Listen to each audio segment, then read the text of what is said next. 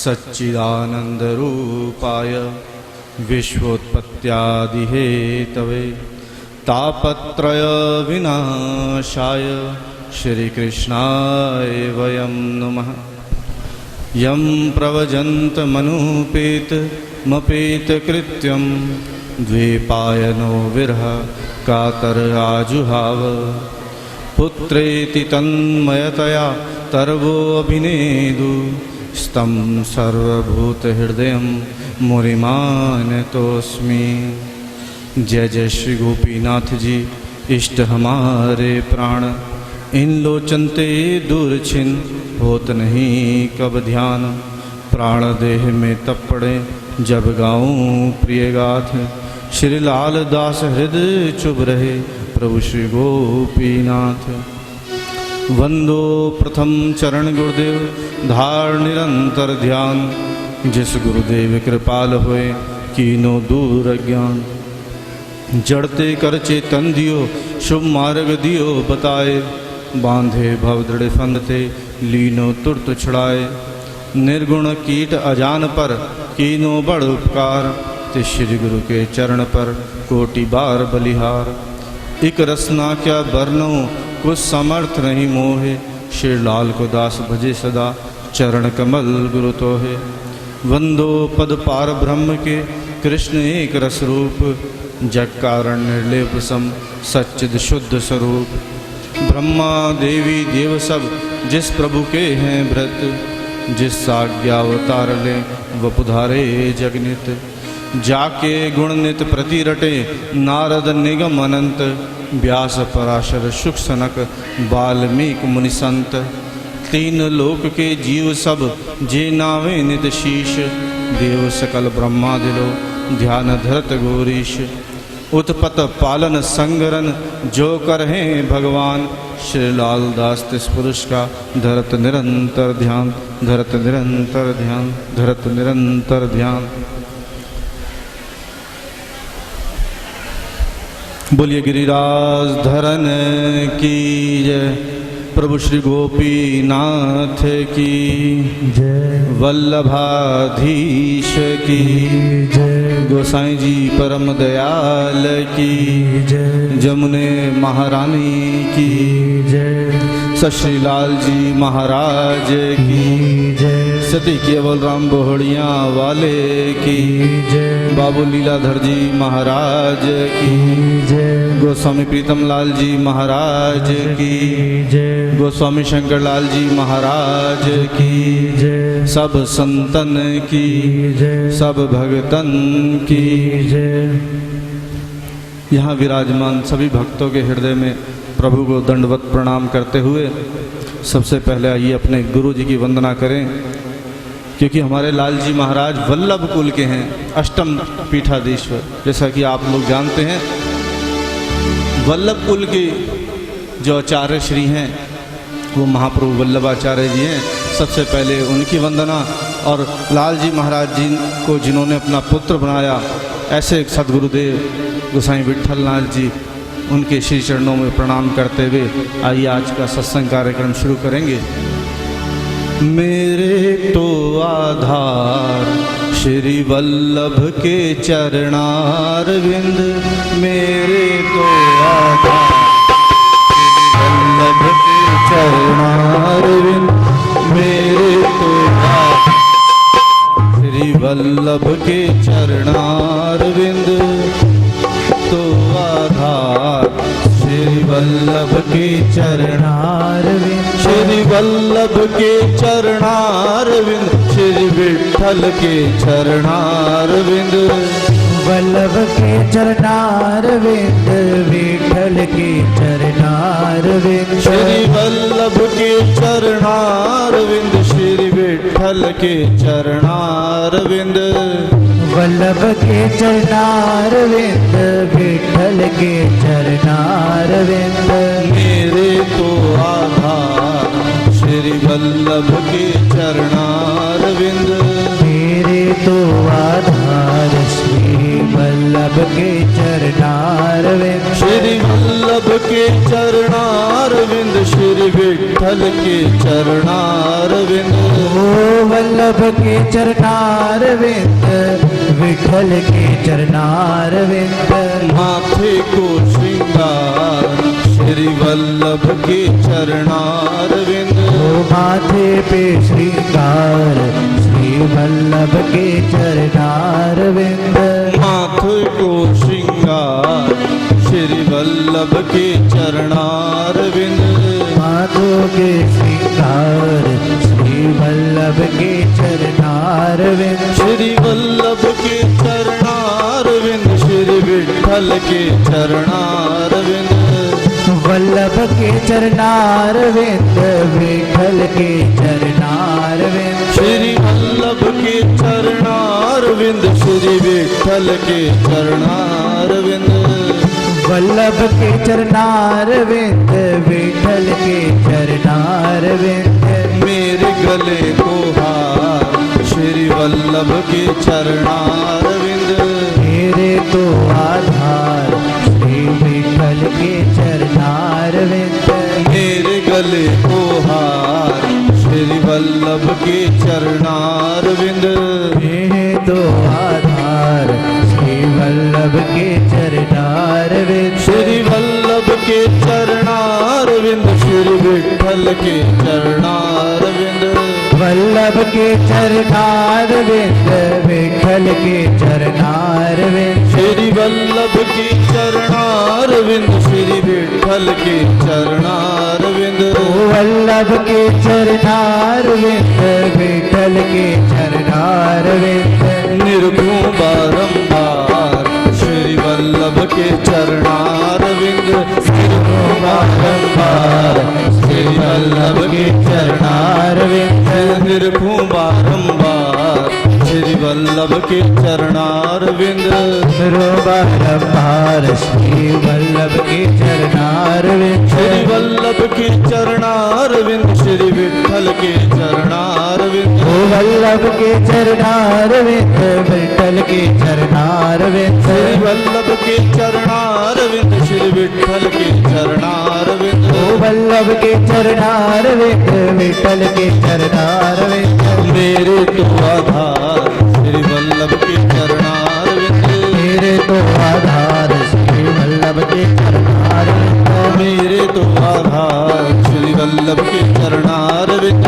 मेरे तो आधार श्री वल्लभ के चरणारविंद मेरे तो आधार श्री लाल जी के चरणारविंद मेरे तो आधार श्री राधे के चरणारविंद मेरे तो आधार श्री लाल जी के चरणारविंद मेरे तो आधार श्री राधे के चरणारविंद मेरे तो आधार घोड़िया वाले के चरणारविंद मेरे तो आधार बाबा लाल के चरणारविंद मेरे तो आधार घोड़िया वाले के चरणारविंद मेरे तो आधार कंधे वाले के चरणारविंद बोले श्री गिरिराज की जय प्रभु श्री गोपीनाथ की जय। जब भी कभी प्रभु की कृपा हमारे ऊपर होती है तो समझ लेना कि वो सत्संग में बुला लेते हैं। हमारे शरीर की जो तृप्ति है वो भोजन से होती है। जब हम भोजन खाते हैं तो हमें तृप्ति होती है, लेकिन जब हमारी आत्मा की तृप्ति की बात आती है तो वो सत्संग से होती है। ये जीव की जो तृप्ति की बात है वो सत्संग से मिलती है। भोजन हमारे शरीर को पुष्ट करता है और सत्संग हमारी आत्मा को, हमारे जीव को, उसको संतुष्ट करता है। अब हम कई बार विदेश यात्राओं पे जाते हैं तो कई बार लोग गए होंगे, जिन्होंने अमेरिका वगैरह भी गए होंगे, तो वहाँ एयरपोर्ट पे उतरते ही उनसे एक प्रश्न किया जाता है। कहते हैं कि आपका यहाँ आने का उद्देश्य क्या है और आप यहाँ पर कितने दिन रुकने वाले हैं। तो ये प्रश्न एक ऐसा है कि हर आदमी को झकझोर देगा। क्यों? क्योंकि हम भी यहाँ पर आए हैं, इस धराधाम पे आए हैं, तो दो प्रश्नों के उत्तर हमें ढूंढने हैं। क्या? कि अभी कितने दिन और यहाँ रहना है, अभी कितने दिन हमारे और बचे हैं यहाँ पर रहने के लिए, और दूसरा यहाँ आने का उद्देश्य क्या है। इन दो प्रश्नों के उत्तर अगर मनुष्य ढूंढ ले तो उसका जीवन सफल है। अब पहले प्रश्न का उत्तर तो मिलना कठिन है। क्यों? क्योंकि ये तो कोई नहीं जानता कि हमारी मृत्यु कब आनी है। केवल ये तो परीक्षित महाराज थे जो जिनको श्राप लगा था 7 दिन बाद आपकी मृत्यु होगी, और वो भाग्यशाली थे जिनको पता था कि 7 दिन तक मेरी मृत्यु नहीं होने वाली, ये पता था। लेकिन हम इस बात की गारंटी नहीं ले सकते कि कल का सूर्योदय हम देखेंगे या नहीं देखेंगे। कोई कह नहीं सकता कि मैं इतने वर्ष और जीने वाला हूं। क्यों? किसी को नहीं पता। तो इस बात की किसी को खबर नहीं कि अभी और कितना समय हमें यहाँ पर बिताना है।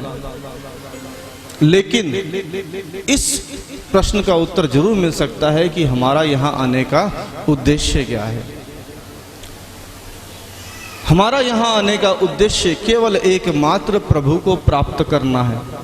और आज का सत्संग इसी विषय पर हम आधारित कर रहे हैं कि प्रभु को कैसे पाया जाएगा। सत्संग में यही मालूम होना चाहिए और हमारे जीवन का भी यही उद्देश्य है कि प्रभु को कैसे पाया जाए। इसी पे हम आधारित आज का सत्संग रख रहे हैं। और हमारे सदगुरुदेव लाल जी महाराज जो इतने करुणा निधान है, उन्होंने ये बतलाया है कि केवल मात्र भगवान श्री कृष्ण की शरण में जो आ जाए उसका बेड़ा पार है। व्यर्थ मत भटको, केवल मात्र भगवान की शरण करो। क्या कहते हैं, हमें क्या बोल के गए हैं वो, श्री कृष्ण शरणम मम, कि केवल मात्र भगवान की शरण में रहना। ऐसे लाल जी महाराज जिनके साथ ठाकुर जी लीलाएं करते थे, और उन्हीं के प्रताप से आज जितने भी गोसाई बालक हैं, जितने भी उनके भक्तजन हैं, उन्हीं की अरदासें पढ़ पढ़ के अपनी मुरादें पूरी कर रहे हैं। इतना प्रताप कि आज से 500 साल पहले लाल जी महाराज जी ने जो किया उसका फल हम आज भी भोग रहे हैं, और कई जन्मों तक आगे हमारी पीढ़ियां भी भोगती रहेंगी। तो ऐसे लाल जी महाराज, हमारे प्रिय लाल जी महाराज, पहले आज उनका थोड़ा गुणानुवाद करके फिर आज का सत्संग शुरू करेंगे। बोलिए श्री लाल जी महाराज की। सतलाल जी महाराज दा पुजारी बन जा, पुजारी बन जा, झोलियां पसार के बेखारी बन जा। सत श्री लाल जी महाराज का पुजारी बन जा, पुजारी बन जा, झोलियां पसार के बेखारी बन जा। सत श्री लाल जी पुजारी बन जा, पुजारी बन जा, झोलिया मेला के तू भिखारी बन जा। सत श्री लाल जी महाराज दा पुजारी बन जा, पुजारी बन जा, झोलियां पसार के भिखारी बन जा। सत श्री लाल जी महाराज का पुजारी बन जा, पुजारी बन जा, झोलिया फैला के तू भिखारी बन जा। जो भी इना दे नाम दी अरदास कर दे, जो भी इना दिया नाम दी अरदास करनगे, जो भी इना दे नाम दी अरदास कर दे, जो भी इना दिया नाम दी अरदास करनगे। सतलाल जी उना दे कम रास कर दे, सतलाल जी उना दे नाज करनगे। तू भी इस परिवार दा परिवारी बन जा, परिवारी बन जा, झोलियां पसार के बेखारी बन जा। सत श्री लाल जी महाराज दा पुजारी बन जा, पुजारी बन जा, झोलियां पसार के बेखारी बन जा। सत श्री लाल जी महाराज का पुजारी बन जा, पुजारी बन जा, झोलियाँ फैला के तू भिखारी बन जा। जो भी ना दे नाम दी माला जप दे, जो भी ना दिया नाम दिया माला जपन के, जो भी ना दे नाम दी माला जप दे, जो भी ना दिया नाम दिया माला जपन के, सतलाल जी ना दे भंडार भर दे, सतलाल जी ना दे भंडार भर दे। तू भी इस भंडार का भंडारी बन जा, भंडारी बन जा, झोलियाँ पसार भिखारी बन जा।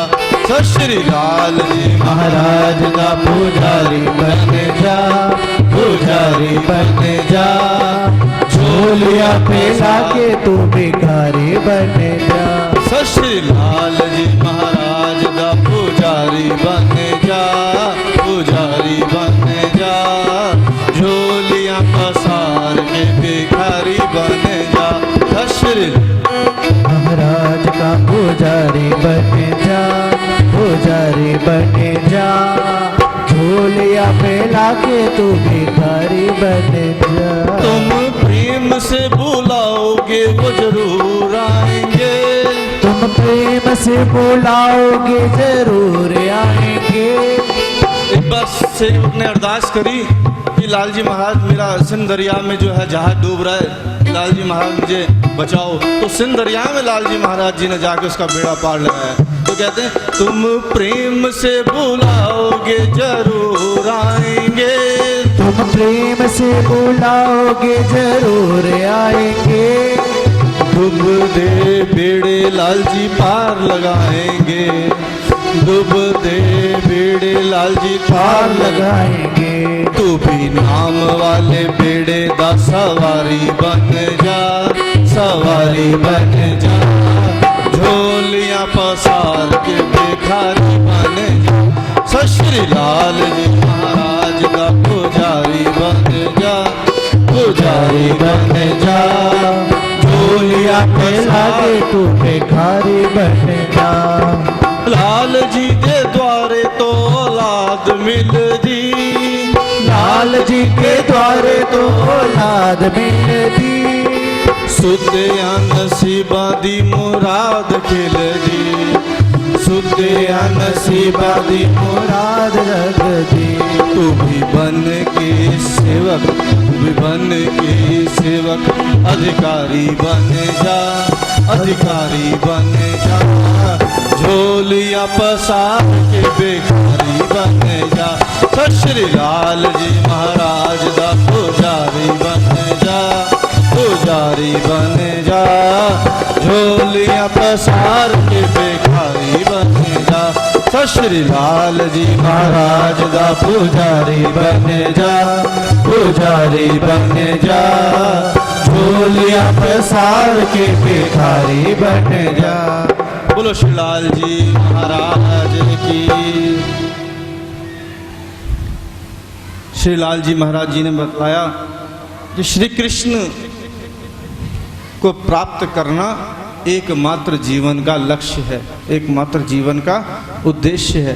केवल ठाकुर जी को प्रसन्न करना, उनको पाना, यही जीव का लक्ष्य है।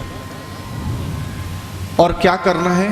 ठाकुर जी का आश्रय करना है, श्री कृष्ण का आश्रय लेना है।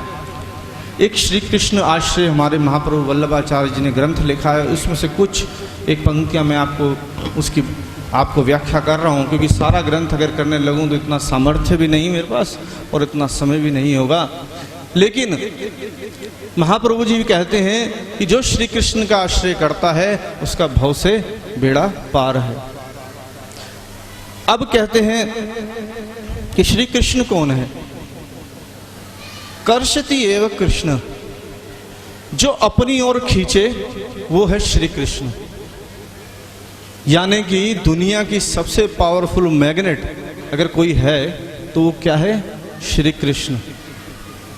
ये मैग्नेट और कहीं नहीं है, ये सब हमारे हृदय में विराजमान है। क्योंकि भगवान ने गीता में क्या कहा? ईश्वरः सर्वभूतानां हृद्देशे अर्जुन तिष्ठति।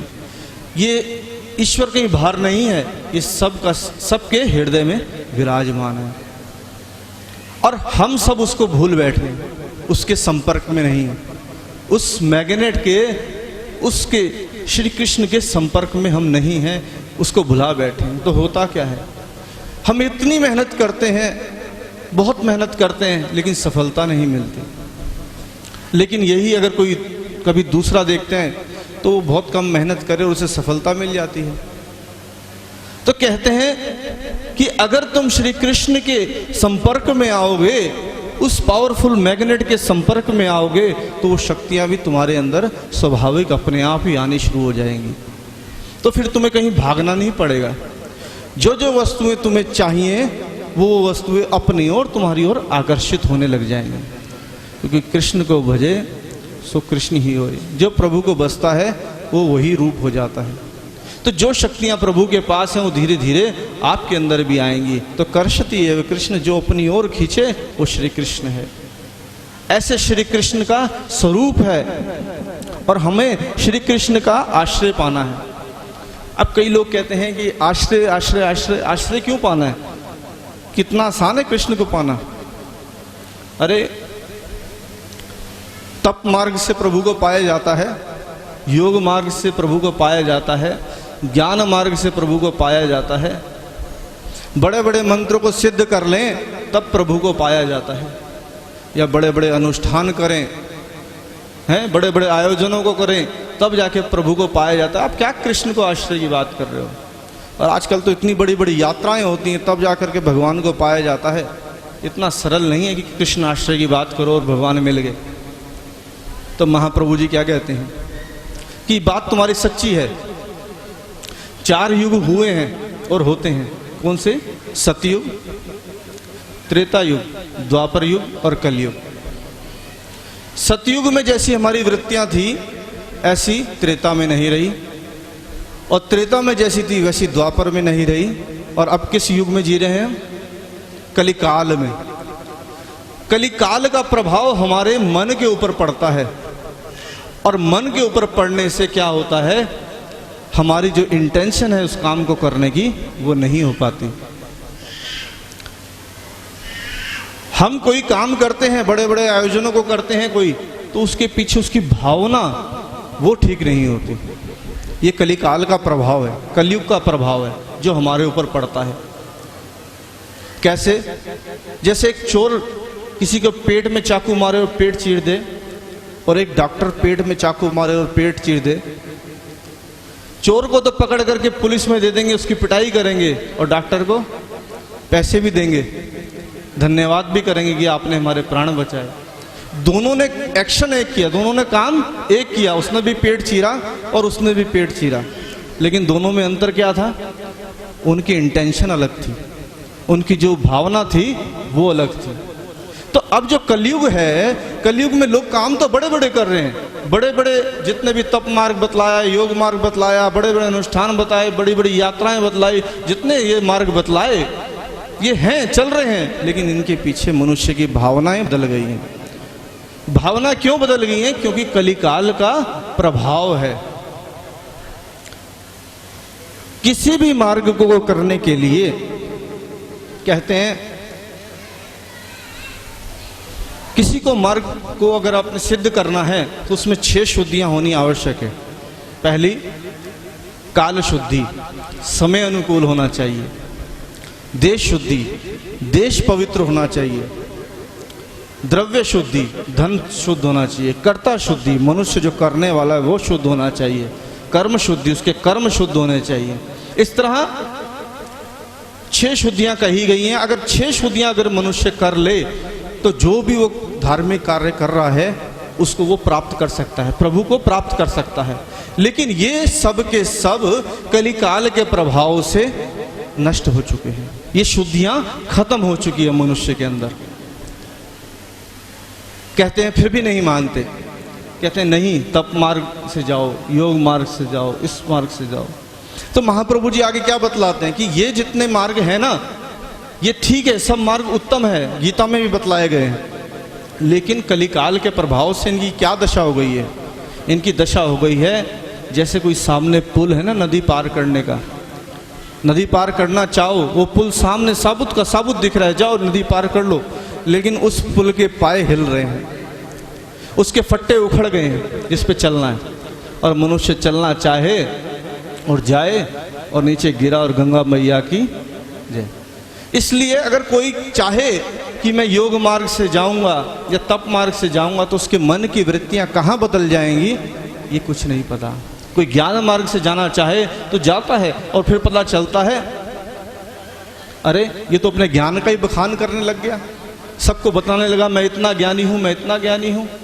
तो ये सब उसके जो अशुद्धियाँ आ गई, ये सब उसको उस मार्ग में अवरोध पैदा कर देते हैं, उसको वो सफलता नहीं मिलती। तो ये 6 शुद्धियाँ होनी आवश्यक हैं। तो इसमें सबसे पहले कही गई काल शुद्धि। काल शुद्धि जो है उसका तात्पर्य है कि समय अनुकूल नहीं है। आपको मैं थोड़ा सा समझा दूं कि समय अनुकूल कैसे नहीं है। ये कहते हैं कि आज प्रभु की माला कर लें थोड़ी देर बैठ के, और इतने में ही बैठे तो याद आया अरे ये काम रह गया, ये कहले कराऊं, अरे आज उधर जाना था पहले उधर हो। बहुत कई बार तो ऐसा होता है कि आज तो एक माला करके ही उठूंगा, करके ही जाऊंगा आज, और जैसे ही बैठा वैसे दुकान से फोन आ गया, घंटी बज गई, फोन उठाया, अरे पिताजी जल्दी से जल्दी अभी घर पे आओ, दुकान पे आओ, बहुत जरूरी काम पड़ गया है। अब दुकान का तो स्वभाव सभी को पता ही है कैसा होता है। तो उन्होंने कहा चलो कोई नहीं, आज एक माला नहीं हो पाती तो कल को, आप सब अनुभवी हो हैं तो अपने मन पे हाथ रख करके कहो कि कल कितनी बार आपने 2 बार माला करी थी, कितनी बार कर पाए कि कल को 2 माला आपने करी। तो महाप्रभु जी कहते हैं कि समय अनुकूल नहीं है, कली काल के प्रभाव से ये सब अशुद्धियां होने से हम उस परम पद को नहीं पा सकते जो हम पाना चाहते हैं। प्रभु की प्राप्ति इन मार्गों से संभव नहीं है। तो क्या है मार्ग भगवान, क्या है, कैसे पाया जाएगा? तो मैं एक बहुत सुंदर इतिहास बतलाता हूँ आपको। महाप्रभु जी के पुत्र हैं गोसाई विट्ठलनाथ जी, हमारे लाल जी महाराज। आप कई जनों को ये भी नहीं पता होता कि लाल जी महाराज जी का ये जो हम लिखते हैं वल्लभ संप्रदाय के अष्टम पीठाधीश्वर, आप लोग पढ़ते हैं तो वल्लभ कुल है, एक परंपरा है, उसके 8वीं गद्दी हमारे लाल जी महाराज जी को मिली हुई है। अपना महाप्रभु वल्लभाचार्य जी के पुत्र गोसाई विट्ठलनाथ जी ने अपना पुत्र बनाया था लाल जी महाराज जी को, और ये पदवी दी थी। तो गोसाई विट्ठलनाथ जी, गोसाई जी की एक वार्ता बतलाता हूँ जो बहुत इतिहास में मशहूर है कि एक बार बादशाह अकबर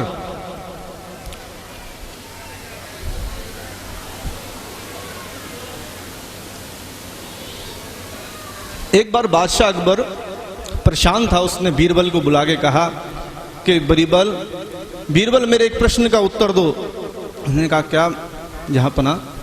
ने कहा साहिब कैसे मिले? बीरबल ने कहा महाराज ये आप पूछ रहे हैं? उन्होंने कहा हाँ, मैं कई महापुरुषों से पूछ चुका हूँ, कईयों से मैं बात कर चुका हूँ, लेकिन मुझे कहीं से भी संतोषजनक उत्तर नहीं मिला।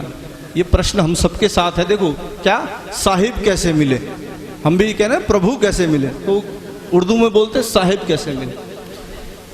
तो बीरबल उसके सब प्रश्नों का उत्तर दिया करता था। तो उसी से उसने प्रश्न किया कि बता कि साहिब कैसे मिले। उन्होंने कहा कि महाराज मुझे थोड़ा समय दो, मुझे भी थोड़ा पूछताछ करनी पड़ेगी, जानकारी लेनी पड़ेगी, मेरे को थोड़ा समय दो। उन्होंने कहा ठीक है, जल्दी से मेरे प्रश्न का उत्तर लाओ, नहीं तो तुम जानते हो। क्योंकि बीरबल स्वभाव जानता था अकबर का। उन्होंने हाथ जोड़ा, उन्होंने कहा ठीक है। बीरबल कई संत पुरुषों के पास गया, लौट करके अपने घर आया तो भोजन कर रहा था। सामने उसकी बेटी बैठी थी। बेटी ने अपने पिता को बड़ी चिंता में देखा, और वो बेटी गोसाई जी की सेवक थी, ठाकुर जी की भक्त थी। उसने जब अपने पिता को चिंता में देखा तो कहा पिताजी आप क्यों चिंता करते हो, क्या बात है? उन्होंने कहा बेटी तेरे मतलब की बात नहीं है, तू रहने दे। उन्होंने कहा नहीं नहीं आप बतलाओ। उन्होंने कहा कि महाराज बादशाह अकबर ने मेरे से प्रश्न किया है कि साहिब कैसे मिले, और मैं कई महापुरुषों पे हो आया, लेकिन किसी से भी मेरे को ऐसा उत्तर नहीं मिला कि जो मैं स्वीकार कर सकूं। अब मैं क्या करूं, मैं यही सोच में पड़ा हूं। तो उनकी पुत्री ने कहा कि अरे आप चिंता क्यों करते हो, आप गोसाई जी के पास जाओ ना, उनसे आपको प्रश्न का उत्तर मिलेगा। उन्होंने कहा किंतु, ये तो किंतु कुछ नहीं, सच कहती हूँ पिताजी कि ईश्वर की बात तो केवल ईश्वर ही जानता है। तो इसलिए गोसाई जी साक्षात ईश्वर का रूप लेकर के प्रकट हुए, आप उनके पास जाओ, आपकी समस्या का समाधान जरूर होगा। उन्होंने कहा ठीक है। तो बीरबल घोड़े पे सवार हुआ और गोकुल चला गया। गोकुल में गोसाई जी के पास गोसाई जी ने देखा कि बीरबल तुम इस समय कैसे आना हुआ तुम्हारा। उन्होंने हाथ जोड़ के दंडवत किया कि महाराज, ये गोसाई जी, पृथ्वीपति ने मेरे से एक सवाल किया है कि साहिब कैसे मिले। इसका उत्तर मैं कई लोगों से, कई संतों से, कई महापुरुषों से मैंने जानना चाहा, लेकिन कहीं से भी मुझे ऐसा उत्तर नहीं मिला जो संतोषजनक हो। तो इसकी शंका का समाधान करने के लिए मैं आपके पास आया हूँ, आप कृपा करके मेरी शंका का समाधान कीजिए। तो गोसाई जी ने कहा इस सवाल का जवाब तो तुम्हारे पृथ्वीपति को ही दूंगा, उनको मेरे पास भेजो। उन्होंने कहा जैसा आपका संदेश मैं लेकर के जा रहा हूँ, मैं ये बादशाह अकबर को बतला दूंगा। प्रणाम किया, चले गए और बादशाह अकबर के आगे जाके कहा कि महाराज, गोसाई जी कहते हैं कि आप स्वयं आकर के पधारें, आपको इस प्रश्न का उत्तर मैं अवश्य दूंगा, आपका संशय का समाधान जरूर हो जाएगा। उन्होंने कहा ठीक है। उसी समय बादशाह अकबर घोड़े पर सवार हुए और गोसाई जी के पास चले गए। गोसाई जी उस समय राजभोग की आरती करके आए थे। आरती करके जब आए तो नीचे अपनी संध्या वंदन करने बैठे।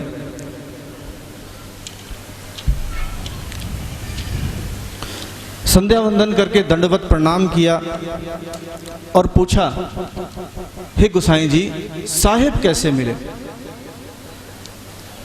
तो गोसाई जी ने कहा कि इसका जवाब तो आपके पास अपने आप है।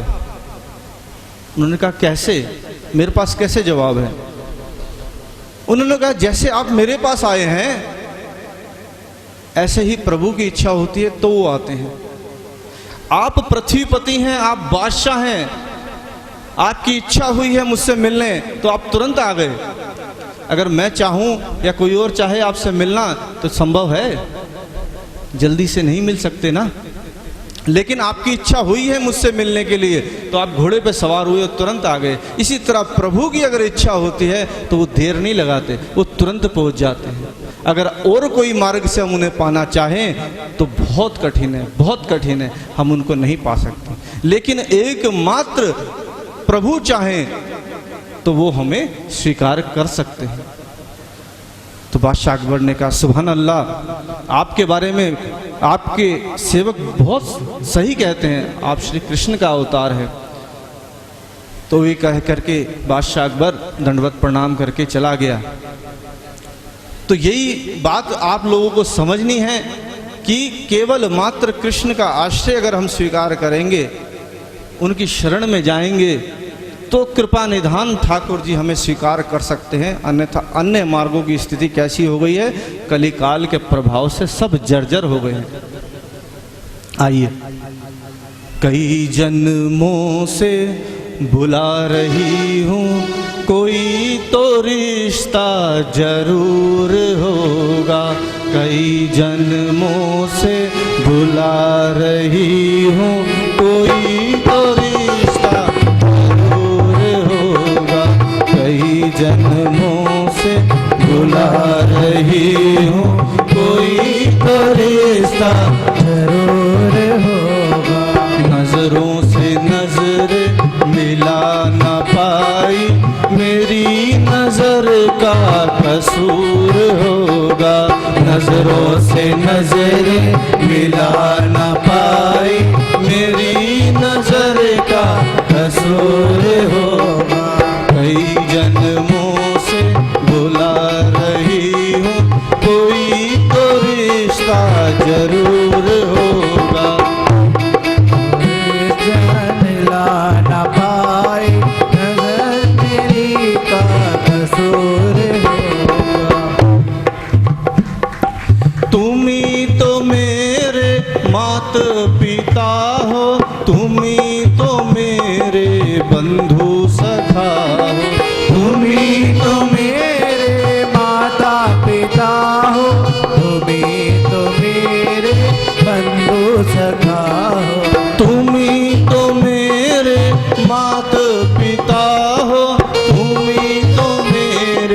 बंधु सखा हो। तुम्ही तो मेरे माता पिता हो, तुम्ही तो मेरे बंधु सखा हो। कितने ही रिश्ते बना के छोड़े, कितने ही रिश्ते बना के छोड़े, कोई तो रिश्ता जरूर होगा। कितने ही रिश्ते बना के छोड़े, कोई तो रिश्ता जरूर हो।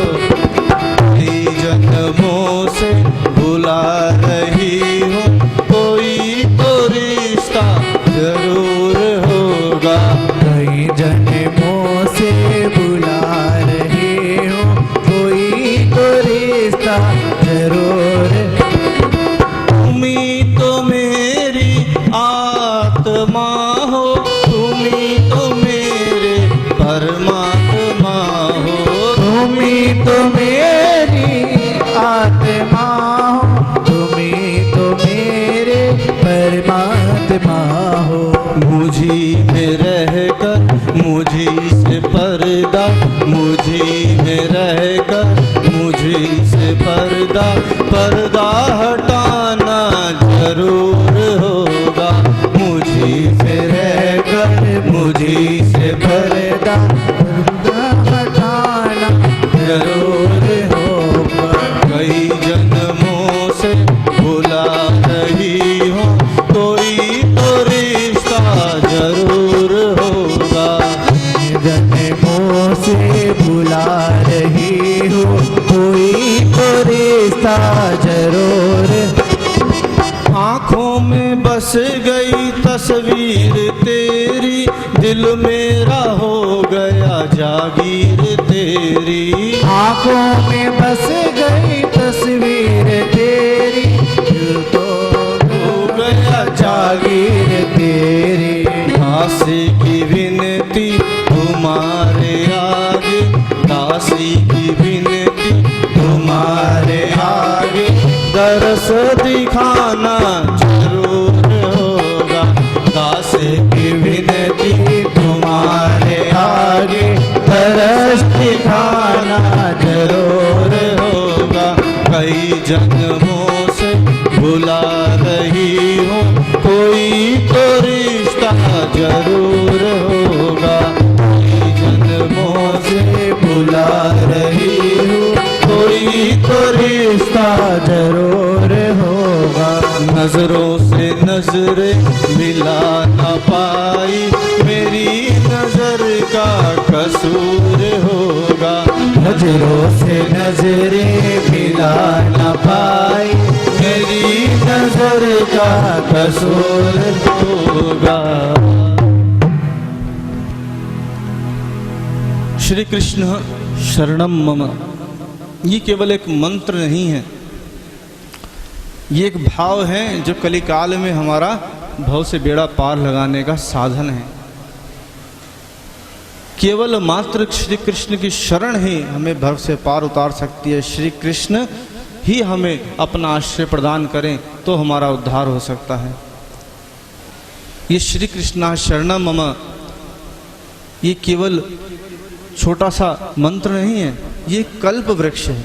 कल्प वृक्ष, कल्प वृक्ष के नीचे बैठ के अगर कोई कुछ मांग ले तो उसको जरूर मिलता है। इसी तरह ये श्री कृष्णा अष्टाक्षर मंत्र जो है, इसको जपने वाला कुछ भी चाहे मांगे, उसको कभी कोई कमी नहीं मिलती। एक बार कृष्णदास जी महाप्रभु जी के सामने आए, क्योंकि वो हमेशा ब्रज में निवास करते थे। तो महाप्रभु जी की वाणी वो सुना करते थे कि महाप्रभु जी कहा करते हैं कि जो गिरिराज जी हैं, गोवर्धन पर्वत है, इसके भीतर रत्न जड़ित गोलोक धाम विराजता है। तो कृष्णदास जी के मन में हुआ, उन्होंने कहा, हे महाप्रभु जी, आप सदैव कहते हैं कि गिरिराज जी के अंदर रत्न जड़ित गोलोक धाम विराजता है, क्या कभी हमें उसका दर्शन होगा? तो महाप्रभु जी ने कहा, कि आज तुमको इस अष्टाक्षर मंत्र, ये जो श्री कृष्ण शरणम मम है, इसका आज प्रताप दिखाते हैं। हे कृष्णदास, तुम जाना गिरिराज जी की कंदरा में और वहां बैठ करके 3 दिन तक अखंड श्री कृष्ण शरणम अष्टाक्षर मंत्र का जाप करना, फिर तुम्हें साक्षात गोलोक धाम के दर्शन होंगे।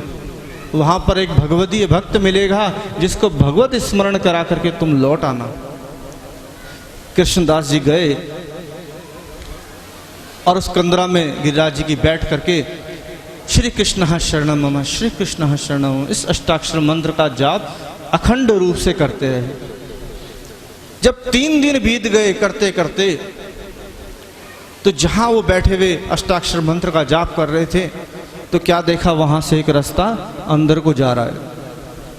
कृष्णदास जी उस रास्ते पे चल दिए और साथ साथ अष्टाक्षर मंत्र का जाप करते गए। अगले 3 दिन तक वो अष्टाक्षर का मंत्र का जाप करते करते उस कंदरा की जो रास्ता था उसमें चलते गए। 3 दिन बाद वो रास्ता जो था वो संकरा हो गया, छोटा हो गया।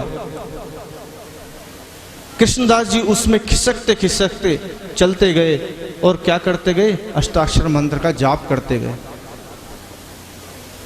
3 दिन अगले और वो चलते गए और निरंतर अखंड श्री कृष्ण शरणम का जाप करते हुए जब वो आगे गए, 3 दिन बाद वो रास्ता इतना संकरा हो गया, इतना छोटा हो गया कि उसमें खिसकना भी मुश्किल हो गया,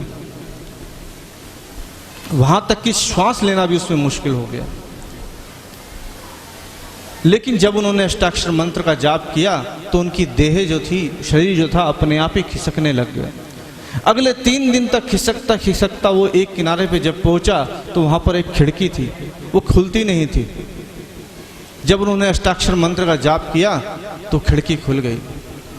कृष्णदास जी बाहर निकले तो उन्होंने क्या देखा, चारों तरफ सोने का प्रकाश फैला हुआ है। बड़े ही सुंदर सुंदर भवन है, महल है, और नीचे के जो फर्श हैं उसमें तरह तरह के रत्न जड़े हुए हैं। आगे गए तो आगे उन्हें बहुत सारे उपवन दिखे, तरह तरह के कुंज निकुंज दिखे, तरह तरह की शैयाएं दिखी जो प्रभु की लीला स्थलियां थी। वो और आगे गए तो उन्हें एक बगीचा दिखा। उस बगीचे में आम के पेड़ थे और आम उसके ऊपर लटके हुए थे। आम भी कैसे थे, ना तो उनमें गुठली ना तो उनमें छिलका, केवल रस रूप आम लटक रहे थे। अब वो वहां सोचने लगे कृष्णदास जी कि महाप्रभु जी ने आज्ञा करी थी कि तुम्हें वहां कोई भगवदीय मिलेगा जिसको भगवत नाम स्मरण करा करके तुम्हें लौटना है, लेकिन यहाँ तो कोई दिखलाई नहीं दे रहा, कोई भी मनुष्य यहाँ पर है ही नहीं, किसको मैं भगवान नाम स्मरण कराऊं। जब वो देख रहे थे तो आम की डाली के ऊपर उनकी दृष्टि गई तो वहां पे एक शुक बैठा हुआ था, तोता, और वो तोता केवल श्री कृष्ण श्री कृष्ण श्री कृष्ण श्री कृष्ण इसी का जाप किया जा रहा था। उसके पास तरह तरह की सामग्रियां पड़ी हुई थी खाने के लिए, शाक सब्जी से लेकर के खीर दूध सब तरह की सामग्रियां उसके सामने थी, लेकिन वो खा नहीं रहा था। केवल क्या बोल रहा था, श्री कृष्ण शरण श्री कृष्ण श्री कृष्ण श्री कृष्ण श्री कृष्ण।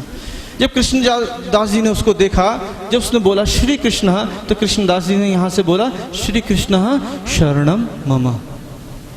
वो तोता उड़ता उड़ता गया और वो सामग्री में से अपनी चोंच भर भर के खाने लगा। उड़ करके फिर आया, फिर बोला श्री कृष्ण, फिर कृष्णदास जी ने बोला श्री कृष्ण शरणम मम। फिर तोता उड़ करके गया और फिर सामग्री को खाया और फिर उड़ करके अपनी डाल पे आके बोलने लगा श्री कृष्ण श्री कृष्ण श्री कृष्ण। जैसे श्री कृष्ण बोला, कृष्णदास जी ने दोबारा कहा श्री कृष्ण शरणम मम। जैसे ही उसने वो तीसरी बार बोला, वो शुक जो था नीचे गिर गया और जल करके राख हो गया। कृष्णदास जी ये देख करके घबरा गए, ये क्या हुआ, मैंने तो भगवान नाम स्मरण कराना था लेकिन ये तो जल गया, ये तो मर गया। घबराए, बाहर निकले तो उन्हें तरह तरह की कुंज निकुंज तो दिखलाई दे रहे हैं, लेकिन कहीं वापस जाने का रास्ता नहीं दिख रहा। घबराहट में केवल क्या बोल रहे हैं, श्री कृष्ण शरणम, अष्टाक्षर मंत्र का निरंतर जाप करते जा रहे हैं और कहते कहते बेहोश हुए। जब आंख खुली तो सामने महाप्रभु जी बैठे हुए थे। तो उन्होंने कहा, क्यों कृष्णदास, अष्टाक्षर मंत्र का महत्व तुमने देख लिया, प्रताप उसका देख लिया, गोलोक धाम के दर्शन कराए? कृष्णदास जी ने कहा, महाराज ये सब तो ठीक है, मैं दर्शन भी कराया, लेकिन मेरी शंका है। क्या? कहा, वहां एक शुक था, वो केवल श्री कृष्णा बोली जा रहा था, और मैंने उसको श्री कृष्णा शरणम मम का जाप सुनाया। जब 2 बार सुनाया तो वो उड़ करके गया और वहां से सामग्री में से चोंच भर भर के खाने लगा। लेकिन जब उसे तीसरी बार मैंने श्री कृष्णा शरणम मम सुनाया तो वो नीचे गिरा और जल करके राख हो गया। ये क्यों हुआ महाप्रभु जी? हे गुरुदेव, मेरी शंका का समाधान कीजिए। तो महाप्रभु जी ने कहा, वो जो शुक था ना, वो शुक और कोई नहीं, वो स्वामिनी जी का, श्री राधा जी की एक सखी थी, जिसे लीला में, भगवान की लीला में जाने अनजाने अपराध हो गया था, और अपराध के कारण शापवश वो कई जन्मों से उस डाल पे पड़ी। उसे पता था कि मुझे शाप मिला है, इसलिए उस डाल पे बैठी क्या बोल रही थी? श्री कृष्ण श्री कृष्ण श्री कृष्ण। जब तुमने उसको श्री कृष्ण शरणम मम ये अष्टाक्षर मंत्र का जाप सुनाया तो उसको कुछ सामर्थ्य हुई, उसने कुछ खाया। लेकिन जब 3 बार उसने बोला तो उसका अष्टाक्षर मंत्र जो था वो सिद्ध हो गया। उसको इस बात का ज्ञान हो गया कि अरे, मैं तो श्री कृष्ण से बिछड़ गई हूं, उनकी लीला से मैं बिछड़ के आई हूं, और मेरा मन इन संसारी पदार्थों में कैसे चला गया श्री कृष्ण को छोड़ के। उसके अंदर इतना ताप उठा कि वो वहीं पर जल के अपना देह छोड़ करके ठाकुर जी की लीला में समा गए। उन स्वामिनी जी के सखियों में जाकर के दोबारा से शामिल हो गए। ये शरणम मम श्री कृष्ण शरणम मम, श्री वल्लभ का देश यही है, गीता का उपदेश यही है, लाल जी का संदेश यही है। श्री कृष्ण शरणम मम, श्री कृष्ण शरणम मम, श्री कृष्ण मम। अष्टाक्षर का ये संगीत, इसको गाकर मन को जीत, परम ब्रह्म से होगी प्रीत। श्री कृष्ण शरणम मम, श्री कृष्ण शरणम मम, श्री कृष्ण शरणम मम, श्री कृष्ण शरणम मम, श्री कृष्ण शरणम मम, श्री कृष्णम शरणम मम। जन्म जन्म के पाप कटे, रोग शोक सब दूर हटे, जो मुख से ये मंत्र रटे। श्री कृष्ण शरणम मम, श्री कृष्ण शरणम मम, श्री कृष्ण शरणम मम, श्री कृष्ण शरणम मम, श्री कृष्ण शरण।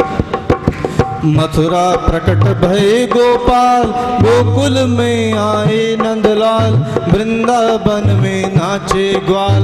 श्री कृष्ण शरणम मम, श्री कृष्ण शरणम मम, श्री कृष्ण शरणम मम, श्री कृष्ण शरणम मम, श्री कृष्ण शरणम मम, श्री कृष्ण शरणम मम, श्री कृष्ण शरणम मम, श्री कृष्ण शरणम मम, श्री कृष्ण शरणम मम, श्री कृष्ण शरणम मम, श्री कृष्ण शरणम।